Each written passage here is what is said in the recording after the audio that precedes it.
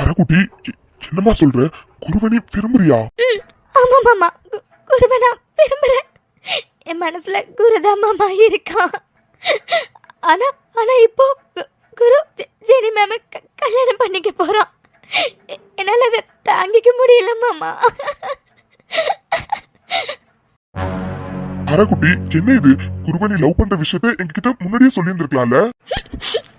இல்ல மாமா, குருவனை விரும்புற விஷயம் எனக்கே கொஞ்ச நாள் முன்னாடி தான் மாமா தெரிஞ்சது. அதனாலதான் நான் யார்கிட்டயுமே சொல்லல. சொல்ல போனா குருவுக்கே இது தெரியாத மாமா. அரகுட்டி, என்ன சொல்ற நீ? குருவனை காதலிக்கிறது குருவுக்கே தெரியாதா? ஆமா மாமா, நான் குருவை விரும்புறது குருவுக்கே தெரியாது. ஏன்னா குரு மனசுல என்ன இருக்குன்னு தெரிஞ்சுக்காம நான் போய் காதல சொன்னா அது சரியா வராதுன்னு தான் மாமா இவ்வளவு நாள் வெயிட் பண்ணேன். ஆனா ஒரு கட்டத்துல குருவுக்கு என்ன பிடிச்சிருக்க மாதிரி தான் தெரிஞ்சது. ஆனா திடீர்னு இப்படி குருக்கும் ஜெனி மேம்க்கு கல்யாணம் நடக்க போகுதுன்னு எனக்கு தெரியாது மாமா.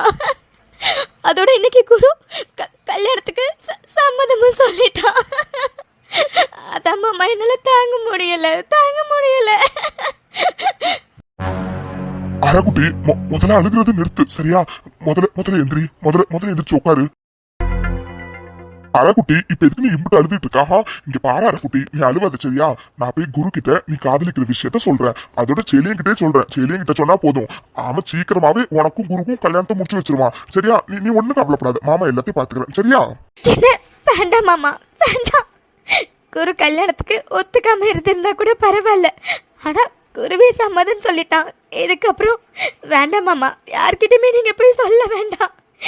பாரு மாமா, நீ என்கிட்ட என்னாச்சுன்னு கேட்ட. எனக்கும் யார்கிட்டயாச்சும் என் மனசுல உள்ள பாரத்தை இறக்கி வைக்கணும்னு தோணுச்சு. அதனாலதான் உங்ககிட்ட சொன்னேன். தயவு செஞ்சு யார்கிட்டயும் சொல்லிடாத மாமா, ப்ளீஸ், உன்னை கெஞ்சி கேக்குறேன். மாமா, என்ன யோசிக்கிற? பாரு மாமா, நீ அண்ணன்கிட்டயோ இல்ல குரு கிட்டயோ இல்ல வேற யார்கிட்டயோ இத பத்தி பேசாத மாமா. ப்ளீஸ் மாமா, ப்ளீஸ், உன்னை கெஞ்சி கேக்குறேன், ப்ளீஸ். சரி அரகுட்டி, இம்புட்டு தூரம் நீ சொன்னதுக்கு அப்புறம் மாமா யார்கிட்டயும் சொல்ல மாட்டேன், நீ கவலைப்படாத, சரியா? இங்க பாராரா, முதல்ல நல்லா தூங்கி ரெஸ்ட் எடு, சரியா? அதோட ஒரு விஷயத்த சொல்றேன், நல்லா கேட்டுக்கோ. காரணம் இல்லாம எதுவும் நடக்காது. ஒரு விஷயம் நடக்குதுன்னா அதுக்கு கண்டிப்பா காரணம் இருக்கும், சரியா? அப்புறம் நடக்கிறது எல்லாமே நன்மைக்கு தான் நினைச்சுக்கோ. மாமா, என்ன சொல்ற? எனக்கு புரியல. அரகுட்டி, இப்போதைக்கு உனக்கு எதுவும் புரியாம இருக்கிறது நல்லதுதான். ஒழுங்கா நல்லா படுத்து தூங்கி ரெஸ்ட் எடு, சரியா? அப்புறம் மாமா சொன்னதை மறந்துடாது.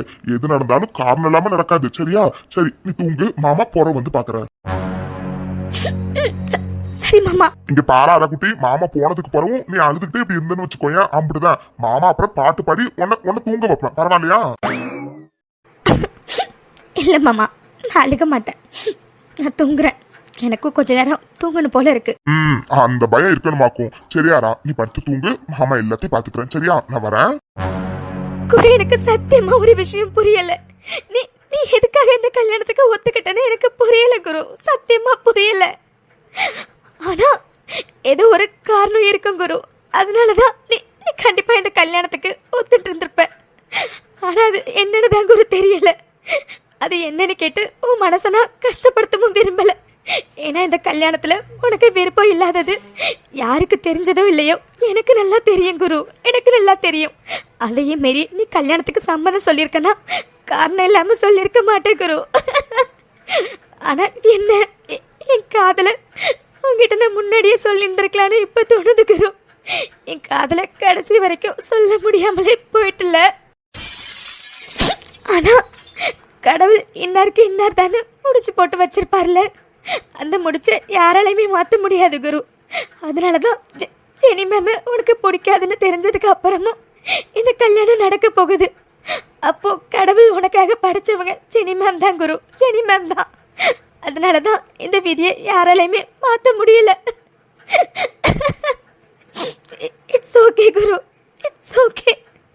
என் காதல் என் மனசுக்குள்ளாரியே இருந்து என் மனசுக்குள்ளாரையே புதைஞ்சு போயிடுன்னு நான் நினைக்கல குரு, நினைக்கல. இட்ஸ் ஓகே குரு, எது நடந்தாலும் மாமா சொல்ற மாதிரி காரணம் இல்லாம நடக்காது. But but still I love you Guru, I love you.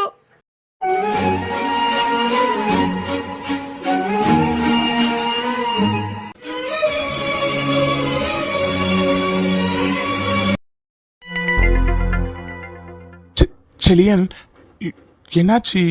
எதுக்கு என்கிட்ட தனியா பேசணும்னு சொல்லி கூப்பிட்டீங்க? அட உதய தம்பி, சற்று போருங்க. எல்லாம் முக்கியமான விஷயத்தை பத்தி உங்ககிட்ட பேசுறதுக்கு தான். என்ன முக்கியமான விஷயமா? ஒருவேளை நான் நான் உதயா இல்லைன்னு கண்டுபிடிச்சிட்டாங்களோ? உதயா, என்னாச்சு? அது ஒன்றும் இல்லை செலியன். என்ன முக்கியமான விஷயம்? ஆமா உதயா, முக்கியமான விஷயம்தான். ஆனா அதுக்கு முன்னாடி எனக்கு ஒரு விஷயம் தெரியணும். உங்களை கமிஷனர் சார் தானே அனுப்பி வச்சாரு? ஆமா செலியன், கமிஷனர் சார் தான் அனுப்பி வச்சாரு. ஏன் ஏன் ஏன் கேக்குறீங்க? இல்ல உதயா, அன்னைக்கு நீங்க காவியாவை பத்தி கேட்டீங்க, ஞாபகம் இருக்கா? ஆமா. இல்ல, கமிஷனர் சார் அனுப்பி வச்சிருந்தாருன்னா கண்டிப்பா காவியாவுக்கு என்ன நடந்துச்சு, ஏது நடந்துச்சு, எல்லா டீட்டெயில்ஸையும் சொல்லி தானே அனுப்பி வச்சிருப்பாரு. ஆனா நீங்க என்னடானா எதுவும் தெரியாத மாதிரி அன்னைக்கு எதுக்காக என்கிட்ட காவியாவை பத்தி கேட்டீங்க? இல்ல செலியன், அன்னைக்கே தான் சொன்னனே, என்ன செக்யூரிட்டி விங்லேருந்து தான் அனுப்பி வச்சாங்க. என்கிட்ட என்ன எதுலாம் சொல்லல. ஜஸ்ட் ஒரு பொண்ணு ஆபத்துல இருக்கா, அவளுக்கு பாதுகாப்பு நீ கொடுக்கணும், அதோட அந்த குடும்பத்துக்கும் பாதுகாப்பு கொடுக்கணும். ஸோ ஜஸ்ட் நீ பாடி கார்டா அங்கே போகணும்னு மட்டும்தான் சொல்லி அனுப்புனாங்க. அதான் செலியன், அன்னைக்கு நான் கேட்கும் போதே நேரம் வரும்போது சொல்றேன்னு சொல்லிட்டீங்கல்ல. அப்புறம் என்ன செலியன், விட்டுருங்க. ஆமா உதயா, அன்னைக்கு உங்ககிட்ட நேரம் வரும்போது நானே உங்ககிட்ட சொல்றேன்னு சொன்னேன். அதுக்கான நேரம் வந்துருச்சுன்னு தோணுச்சு. அதனாலதான் உங்ககிட்ட காவியாவை பத்தி சொல்லலாமேன்னு வர சொன்னேன். செலியன், அட ஆமா தம்பி, நாங்க கூட உங்களுக்கு காவிய பத்தி எல்லாம் தெரியும். தெரிஞ்சதுக்கு அப்புறம் தான் காவிய கிட்ட இப்படி எல்லாம் பழகுறீங்கன்னு நினைச்சோம். ஆனா செலியன் சொன்ன பிறகுதான் தெரிஞ்சது உங்களுக்கு காவிய பத்தி எதுவுமே தெரியலன்னு. தம்பி, கேட்கறது தப்பா நினைச்சுக்காதீங்க. என்னடா இவங்க இப்படி கேக்குறாங்கன்னு தயவு செஞ்சு தப்பா நினைச்சுக்காதீங்க. என் மனசுல ஒண்ணு தோணுது, அதை கேட்கட்டுங்களா? கேளுங்க. தம்பி, நமக்கு இப்படி சுத்தி வளைச்சு பேசுறதுனா சுத்தமா தெரியாது, பிடிக்கவும் பிடிக்காது. அதனால நான் நேரடியாவே கேட்டுப்படுறேன். தம்பி, காவியா உங்களுக்கு பிடிச்சிருக்கா? என்ன? ஆமா உதயா, காவியாவை பத்தி சொல்றதுக்கு முன்னாடி நானும் இதை தான் உங்ககிட்ட கேட்கணும்னு இருந்தேன். காவியாவை உங்களுக்கு பிடிச்சிருக்கா உதயா? தம்பி, என்ன யோசிக்கிறீங்க? காவியாவை எனக்கு பிடிக்கும். ஏன் ஏன் கேக்குறீங்க? தம்பி, காவியா உங்களுக்கு பிடிக்கும்னு எங்களுக்கு தான் தெரியுமே. ஆனா நாங்க அதை கேட்கல தம்பி, நாங்க கேட்க வரதே வேற. சரி விடுங்க, நேரடியாவே கேட்டுப்படுறேன். தம்பி, காவியாவை நீங்க விரும்புறீங்களா?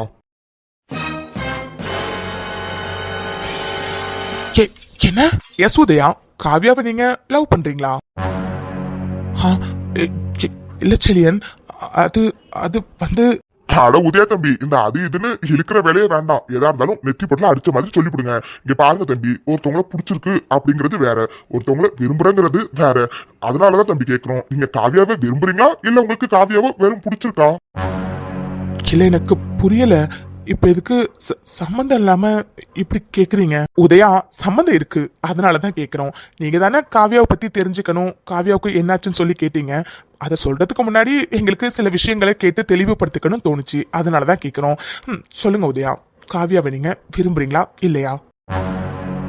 செலியன், அது வந்து உதயா, ஒரு விஷயம் சொல்லட்டுமா? எங்க எல்லாருக்குமே தெரியும் உங்களுக்கு காவியாவை பிடிக்கும், எந்த அளவுக்கு பிடிக்கும் அப்படின்னு எல்லாமே தெரியும். எங்களோட கண் பார்வையில நீங்க காவியாவை விரும்புற மாதிரி தான் எங்களுக்கு தெரியுது. என்ன மாமா, அப்படித்தானே? ஆமாங்க தம்பி, செலியன் சொல்ற மாதிரி எங்க கண் பார்வையில நீங்க காவியாவை விரும்புற மாதிரி தான் எங்களுக்கு தெரியுது. ஆனா அது உங்க வாயால சொல்லிவிட்டீங்கன்னா ரொம்ப நல்லா இருக்கும்னு நினைக்கிறோம். அதனாலதான் திரும்ப திரும்ப கேட்கிறோம். தம்பி, நீங்க காவியாவை விரும்புறீங்களா இல்லையா? சொல்லுங்க உதயா, காவியாவை விரும்புறீங்களா இல்லையா? ஆமா செலியன், ஆமா, காவியாவை நான் விரும்புறேன். ஆனா இது தப்புன்னு எனக்கு தெரியும். ஏன்னா நான் பாடி கார்டா வந்தவன் தானே. அப்படி இருக்கும்போது காவியாவை விரும்புறது தப்புன்னு எனக்கு தெரியும். Sorry Selian, sorry. இதான் தம்பி எதிர்பார்த்தோம். ஆனா காவியாவை பத்தின உண்மை தெரிஞ்சதுக்கு அப்புறமும் நீங்க இதே சொன்னீங்கன்னா போறோம், நம்ம அதை பத்தி பேசலாம். என்ன செலியன்? வீரபாண்டி அண்ணன் என்ன சொல்றாரு எனக்கு புரியல. உதயா, உங்களுக்கு இந்த வீட்டுக்கு வந்ததுக்கு அப்புறம் யார் யார் எப்படின்னு நல்லாவே தெரிஞ்சிருக்கும். அதோட ஆரா என்னோட தங்கச்சி, காவியாவும் எனக்கு தங்கச்சி மாதிரி தான். அதனால ஆராவோட வாழ்க்கை எந்த அளவுக்கு நல்லா இருக்கணும்னு நினைப்பனும், அதே மாதிரி தான் காவியோட வாழ்க்கையும் நல்லா இருக்கணும்னு நான் நினைக்கிறேன். நாங்க உங்களை பார்க்கும்போது நீங்க காவியா மேல காட்டுற அன்பு, பாசம், அரவணைப்பு, அக்கறை, லவ் இது எதுவுமே பொய்யா இருக்கிற மாதிரி எங்களுக்கு தெரியல. எங்களை பொறுத்த வரைக்கும் நீங்க காவியாவை உண்மையா விரும்புறீங்கன்னு தான் எங்களுக்கு தோணுச்சு. ஆனா ஆனா என்ன செலியன்? ஆனா காவியாவை பத்தின உண்மை தெரிஞ்சதுக்கு அப்புறமும் இதே மாதிரி நீங்க காவியாவை அன்பா, அக்கறையா, பாசமா, இதே லவ்வோட அவ மேல இருப்பீங்களான்னு தான் எங்களுக்கு தெரியல. செலியன், என்ன சொல்றீங்க? எனக்கு புரியல. அப்படி காவியாவுக்கு என்னதான் ஆச்சு? சொல்றேன் உதயா, எல்லாத்தையுமே சொல்றேன். அதுக்கு முன்னாடி காவியாவை நீங்க விரும்புறீங்களா இல்லையான்னு தெரிஞ்சுக்கணும்னு நாங்க ஆசைப்பட்டோம். நீங்க விரும்புறீங்கன்னு உங்க வாயாலே சொல்லிட்டீங்க. ஆனா இப்போ நீங்க விரும்புறது பெருசல்ல உதயா. காவியாவை பத்தின உண்மை தெரிஞ்சதுக்கு அப்புறமும் நீங்க விரும்புறீங்களா இல்லையாங்கிறது தான் எங்களுக்கு முக்கியம். சரி உதயா, நேரத்தை வீணடிக்காம காவியாவுக்கு என்னாச்சு, அவையே எப்படி நடந்துக்கிறான்னு உங்களுக்கு நான் சொல்றேன். ஆக்சுவலா உதயா, காவியாவுக்கு என்னாச்சுன்னா, என்ன செலியன், என்ன சொல்றீங்க நீங்க? நீங்க சொல்றது உண்மையா? ஆமா உதயா, நான் சொல்றது எல்லாமே உண்மை. காவியாவை அந்த 4 பேரும் சேர்ந்து சீரழிச்சிட்டாங்க. அது மட்டும் இல்ல, அதுல ஒருத்தவன் ஆளவந்தனோட பையன். அவன் ஜாலியா இங்க ஒரு பொண்ணோட வாழ்க்கையை சீரழிச்சிட்டு வெளிநாட்டுல ரொம்ப ஜாலியா சுத்திட்டு இருக்கான். ஆனா இங்க காவியா எல்லாத்தையுமே மறந்துட்டு, அவளுக்கு இப்போ வரைக்கும் என்ன நடந்துச்சுன்னே தெரியாது. ஏன் அவங்க அப்பா இறந்தது கூட காவியாவுக்கு தெரியாது. அவ இப்போதைக்கு ரொம்ப ரொம்ப மென்டலி டிஸ்டர்ப் ஆகி எல்லாத்தையும் மறந்துட்டா, எல்லாமே மறந்துட்டா. திரும்ப அவளுக்கு எப்போ ஞாபகம் வரும் என்ன ஏதுன்னு எனக்கே தெரியாது. சொல்லப்போனா காவியா இன்னமுமே ட்ரீட்மெண்ட்ல தான் இருக்கா. ஆமா உதயா தம்பி, அந்த 4 பயல்களும் காவியோட வாழ்க்கையை சீரழிச்சிட்டு அவனோ பாட்டுக்கு வெளிநாட்டுல ஜாலியா சுத்திட்டு இருக்கானுங்க. ஆனா பாவம் காவியா, யாருக்கும் நடக்கக்கூடாத கொடுமை காவியாவுக்கு நடந்திருக்கு. மனசாலையும் உடம்பாலையும் நிறைய கஷ்டப்பட்டுட்டா. அதெல்லாம் விட அவங்க அப்பா இறந்ததே தெரியலன்னா பாத்துக்கங்களேன். அப்படிப்பட்ட காவியாவை நீங்க அன்பாவும் அரவணைப்பாவும் பாத்துக்கிறதுல எங்களுக்கு ரொம்ப சந்தோஷமா இருந்துச்சு. ஏன்னா காவியாவுக்கு ஒரு நல்ல வாழ்க்கை கிடைச்சதுன்னா அதை விட சந்தோஷம் எங்களுக்கு வேற எதுவுமே இல்லை. அதனாலதான் தம்பி உங்ககிட்ட நாங்க கேட்டோம். இப்போ சொல்லுங்க தம்பி, காவியாவுக்கு இதுதான் நடந்துச்சு. இப்போவும் நீங்க காவியாவை விரும்புறீங்களா? ஆமா உதயா, நீங்க தான் கேட்டீங்க காவியாவுக்கு என்னாச்சுன்னு. காவியாவுக்கு இதுதான் நடந்துச்சு. எந்த பொண்ணுக்கும் நடக்கக்கூடாத கொடூரம் தான் நடந்துச்சு. அதனாலதான் காவியா எல்லாத்தையும் மறந்துட்டு ஒரு ஒரு குழந்தை மாதிரி நடந்துட்டு இருக்கா. இப்ப சொல்லுங்க, இப்பவும் நீங்க காவியாவை விரும்புறீங்களா? இங்க பாருங்க உதயா, நீங்க உடனே உங்க முடிவை சொல்லணும்னு எந்த அவசியமும் இல்லை. நல்லா யோசிச்சே சொல்லுங்க. ஏன்னா சொசைட்டில இந்த மாதிரி பொண்ணுங்களை ஏத்துக்கிறதுக்கு நிறைய பேர் தயங்குவாங்க. கண்டிப்பா உங்களுக்கு அந்த தயக்கம் இருக்குன்னு எனக்கு நல்லாவே புரியுது. ஆனா காவியாவுக்கு ஒரு நல்ல வாழ்க்கை அமையணுங்கிற எண்ணத்துல தான் நானும் மாமாவும் உங்ககிட்ட பேசணும். அதுக்காக உங்களை கட்டாயப்படுத்தல விரும்பல உதயா. ஆமா உதய தம்பி, டெய்லியும் நிறைய நியூஸ் பாக்குறோம். எங்க பார்த்தாலும் இங்க இந்த பொண்ணுக்கு இப்படி ஆயிடுச்சு அப்படி ஆயிடுச்சுன்னு நியூஸ்ல போட்டுட்டு இருக்காங்க. பிறகு அந்த பொண்ணுக்கு என்னாச்சு ஏதாச்சு எப்படி இருக்காங்கன்னு எதுவுமே காட்ட மாட்டாங்க. நமக்கு எதுவும் தெரியவும் தெரியாது. ஆனா கண் கூட இங்க நாங்க ஒரு பொண்ணு பாதிக்கப்பட்டு இருக்கிறத பாக்குறோம். அவளோட வாழ்க்கை இதுக்கப்புறம் நல்லா இருக்கணும்னு நினைக்கிறோம். அதனாலதான் உதய தம்பி உங்ககிட்ட கேட்கிறோம். செலியன் சொன்ன மாதிரி தான் நானும் சொல்லுவேன். நீங்க உடனேலாம் உங்க முடிவை சொல்லணும்னு எந்த அவசியமும் இல்லை. ஏன்னா எல்லாருமே நாட்டுல இந்த மாதிரி பொண்ணை ஏத்துக்க யோசிப்பாங்க தான். அதனால ஒன்னும் பிரச்சனை இல்லை தம்பி, நீங்க பொறுமையாவே யோசிச்சு உங்க முடிவை சொல்லுங்க, சரியா? சரி ஓகே உதயா, காவியாவுக்கு என்னாச்சுன்னு கேட்டீங்க. நாங்களும் காவியாவுக்கு நடந்த எல்லாத்தையுமே சொல்லிட்டோம். இப்போ உங்களுக்கு காவியாவை பத்தி முழுசா தெரிஞ்சிருக்கும். இதுக்கப்புறமும் நீங்க காவியாவை விரும்புறீங்களா இல்லையான்னு எங்களுக்கு தெரியாது. ஒன்றும் அவசரம் இல்லை உதயா. நீங்க நல்லா யோசிச்சு பொறுமையா எதுவா இருந்தாலும் பரவாயில்ல எங்ககிட்ட சொல்லுங்க, ஒன்றும் பிரச்சனை இல்லை, சரியா? சரி ஓகே உதயா, எனக்கு ஹாஸ்பிட்டலுக்கு டைம் ஆகுது, நான் கிளம்புறேன். செலியன் ஒரு நிமிஷம். சொல்லுங்க உதயா, என்ன? செலியன், இதுல யோசிக்க எதுவுமே இல்லை. நான் யோசிச்சாலும் உங்களுக்கு இதே பதில தான் சொல்லுவேன். காவியாவை நான் இப்பவும் விரும்புறேன். இப்போன்னு இல்லை, இதுக்கப்புறமும் அவளை விரும்புவேன். இது வரைக்கும் விரும்பினதை விட அதிகமா அவளை நான் விரும்புவேன். என் வாழ்க்கையில வந்த பொண்ணு காவியா தான், கடைசி பொண்ணும் காவியா தான்.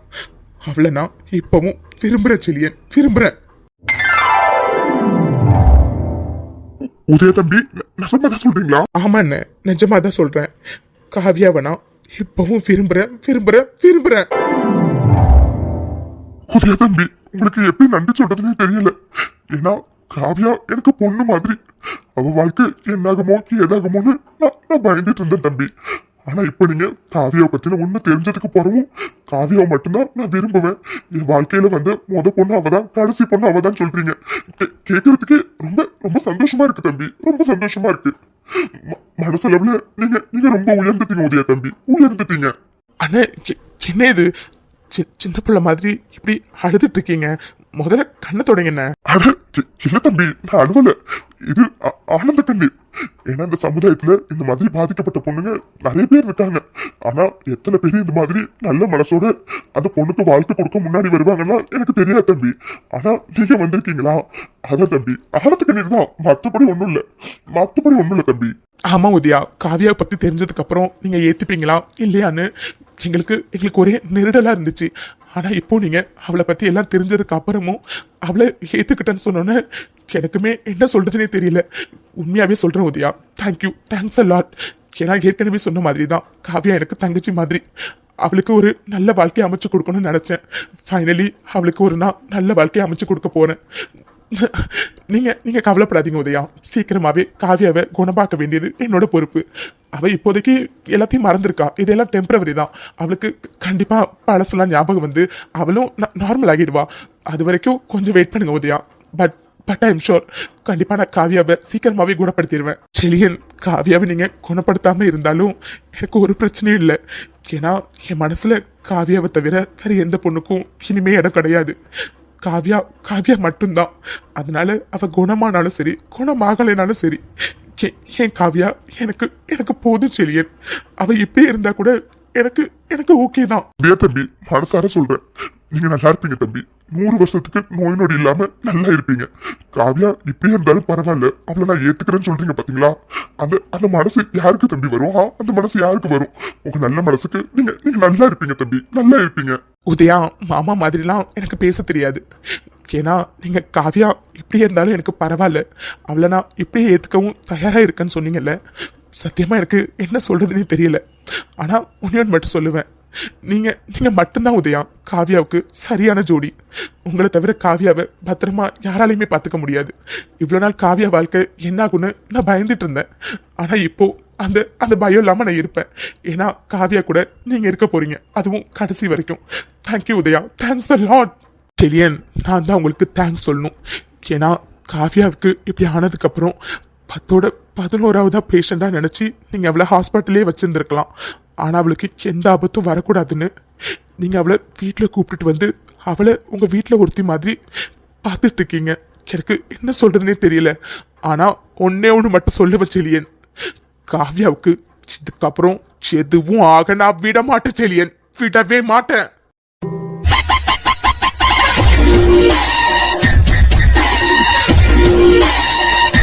எனக்கு எப்போ தெரியும் உதயா, காவியாவுக்கு எதுவும் ஆக நீங்க விட மாட்டீங்கன்னு. சரி ஓகே உதயா, எனக்கு ஹாஸ்பிட்டலுக்கு டைம் ஆகுது, நான் கிளம்புறேன். ஓகே செலியன். அப்புறம் தேங்க்ஸ் காவியாவை பத்தி என்கிட்ட எல்லா உண்மையும் சொன்னதுக்கு. உதயா, நாங்க தான் உங்களுக்கு தேங்க்ஸ் சொல்லணும்.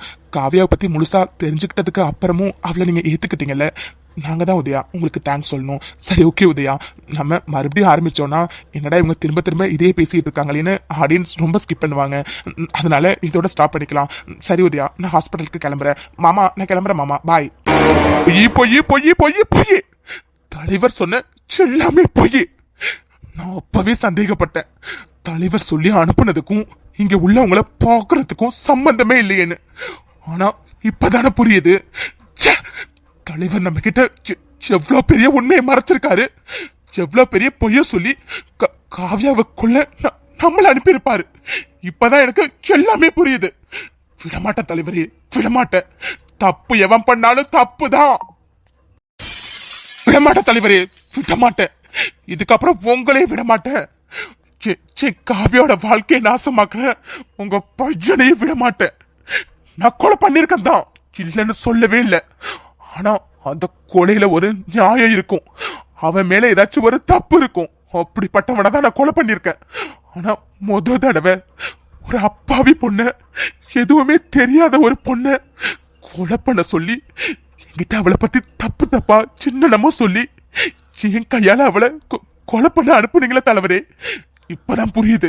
இல்ல தலைவரே, இல்ல, இவ்வளவு நாள் வரைக்கும் நீங்க எது சொன்னாலும் அது சரியா இருக்கும்னு நான் நம்பினேன்.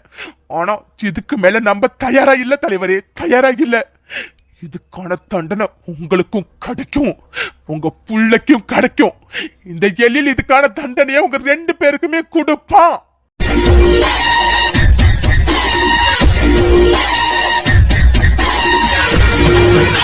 காவ்யாவோட வாழ்க்கையை நாசமாக்கிட்டு உங்க பையனும் அவனுங்க ஃப்ரெண்ட்ஸும் அவங்க வெளிநாட்டுல ஜாலியா சுத்துவாங்க. இங்க நீங்க உங்க பிள்ளைக்கு எந்த இதுவும் வரக்கூடாதுங்கிறதுக்காக காவ்யாவை கொல்றதுக்கு என்ன அனுப்புவீங்களா? விடமாட்டேன் தலைவரே, விடமாட்டேன், உங்களே விடமாட்டேன்.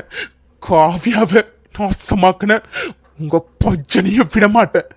இது வரைக்கும் காவ்யா யாரோ, ஆனா இதுக்கு மேல அவ மட்டும்தான் எனக்கு எல்லாமே.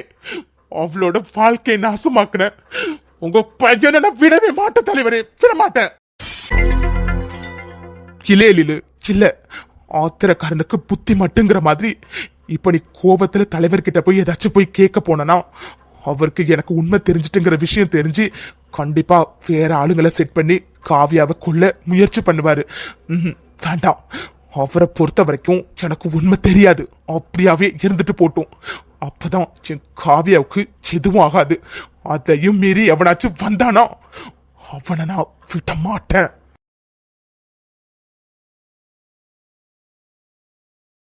கொஞ்ச நாள் அமைதியா இரு எழிலு. நேரம் வரும்போது இருக்கு தலைவருக்கும் என் காவியாவை நாசமாக்குன அந்த 4 பேருக்கும். வாங்க சம்பந்தி, வாங்க. நீங்க காலையிலே போன் பண்ணி குரு கல்யாணத்துக்கு ஒத்துக்கிட்டாருன்னு சொன்னோன்னே எங்க எல்லாருக்குமே உண்மையாவே ரொம்ப ரொம்ப சந்தோஷமா இருந்துச்சு சம்பந்தி. ஆமா சம்பந்தி, எப்படியோ என் பொண்ணுக்கு நியாயம் கிடைச்சிருச்சு. அது வரைக்கும் ரொம்ப சந்தோஷம். சம்பந்தி, கேக்குறேன்னு தப்பா நினைச்சுக்காதீங்க. சம்பந்தி அம்மா வரலையா? இல்ல, அது வந்து அது ஒண்ணுலமா, அவளுக்கு கொஞ்சம் உடம்பு சரியில்லை பாத்துக்கங்க. அதனாலதான் அவளால முடியல வரதுக்கு. நீங்க எதுவும் தப்பா நினைச்சுக்காதீங்க, சரியா? ஓ அப்படிங்களா, சரி சரி. இருந்தாலும் ஜெனிக்கும் குருக்கும் எப்ப கல்யாணம் பண்ண போறோம்னு பேச போறோம். அப்படி இருக்கும்போது சம்பந்தி அம்மாவும் இருந்தாங்கன்னா நல்லா இருக்குமே நினைச்சோம். மம்மி டாடி என்ன இது, வந்தவங்களும் நிக்க வச்சுட்டே பேசிட்டு இருக்கீங்க. அங்கிள் பாட்டி 2 பேரும் உட்காருங்க. சம்பந்தி, குரு இந்த கல்யாணத்துக்கு சம்மதிச்சதுல எங்களுக்கு ரொம்ப சந்தோஷம். எங்களை விட எங்க பொண்ணு ஜெனிக்கு ரொம்ப ரொம்ப ரொம்ப ரொம்ப சந்தோஷம். சரிங்க சம்பந்தி, எது எப்படியோ குரு கல்யாணத்துக்கு சம்மதிச்சிட்டான், அது வரைக்கும் சந்தோஷம். சரிங்க சம்பந்தி, நீங்க வேற சீக்கிரமா கல்யாணத்தை வச்சுக்கலாம்னு சொல்லிட்டீங்க. எப்போ வச்சுக்கலாம் ஏது வச்சுக்கலாம்னு சொல்லிட்டீங்கன்னா நம்ம அதுக்கு ஏத்த மாதிரி ஏற்பாட்டை தொடங்கலாம்.